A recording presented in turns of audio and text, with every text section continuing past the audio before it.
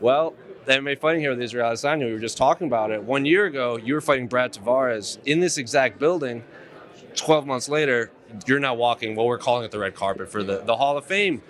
But what's really struck me is I also talked to you before you fought Marvin Vettori, and you said, I lay out my path. You go, I'm going to beat this guy, and then this guy, and then this guy for the title. But now you're here.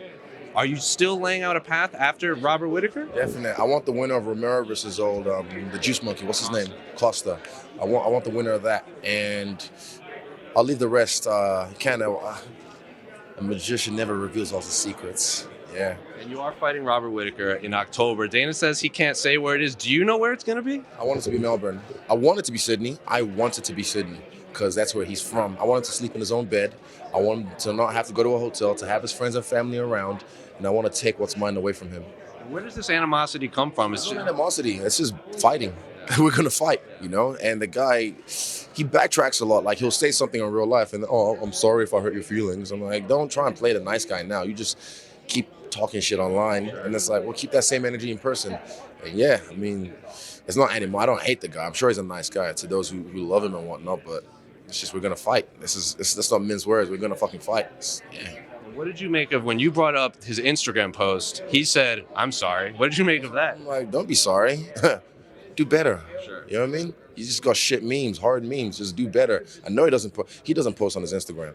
He does not post on his Instagram. Someone else does it for him because I know he doesn't like social media. He doesn't know how to farm the platform of social media to make more money. So yeah, I know someone else does it for him. So that's why he even contradicts himself with like the whole, I detest steroid users and whatnot. But then, oh, it's an honor to train with you, Jon Jones. I'd really appreciate that. You know what I mean? Did someone bring up that to you? Like, oh, Jon Jones offered to train with Robert Whittaker. Did you People telling me, and I'm like, there's like some little mean girls club, like, ooh, we're not talking to you.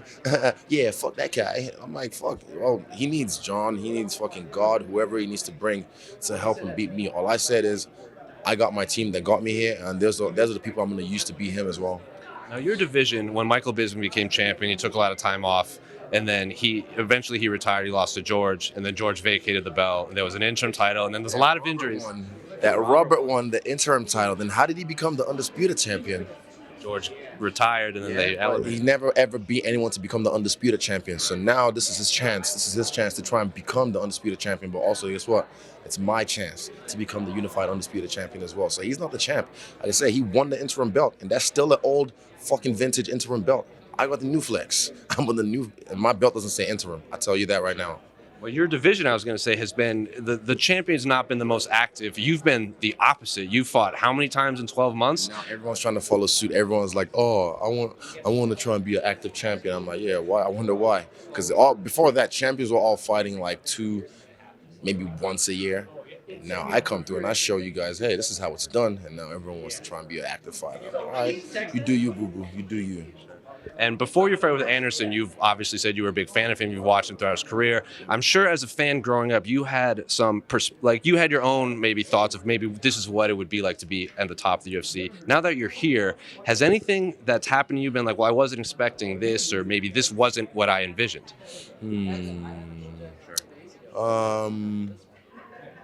People, dealing with people. That's the main thing. But I'm doing well. I think I'm doing very well. Like I said, fans. I'll tell you a story. Before Marvin Vettori, so Marvin goes out right on the mark point before he walks out, and there's a curtain, so the fans can't see me. And there was a guy yelling like, "Go Marvin! Fuck this motherfucker up! Get that bonus, baby! Yeah, right." And I'm hearing this the whole time. And Marvin walks out, and I walk through the curtain and step on the prep point. In the same exact voice, with the same exact script, saying that same exact thing he said to Marvin to me. Go Israel, fuck this motherfucker up. Go get that bonus. And in that moment, that's when I realized these niggas don't give a fuck about me. They do not give a fuck about me. All this is just bleed. They want this shit. And I'm saying this is mob mentality with fans. One-on-one, it's different.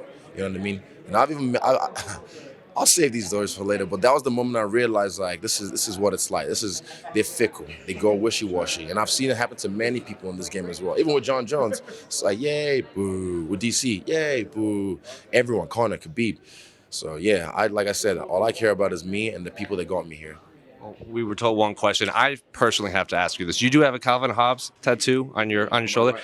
It's Calvin and Hobbes in a box, and they're imagining something. Yeah. And doing whatever they do. So I said that's the power of imagination. Well, I have to ask you this because I also have a Calvin and Hobbes tattoo. No way. Yeah.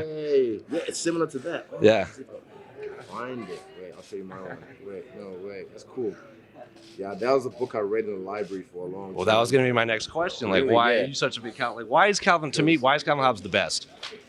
Just a lot of gems. I can't find the picture right now, but a lot of gems. They you know, I like, that's why I like Avatar as well. A lot of gems in those that have messages that still pertain to what we're doing today as adults. You know what I mean? Sure. And I still feel like I'm 12. I range from like 12 to say 45 right now. Yeah, but like, yeah, I like the story. I like what he represented, because when I was in third form, I just spent my most times in the library reading Calvin and Hobbes, the whole comics they had there.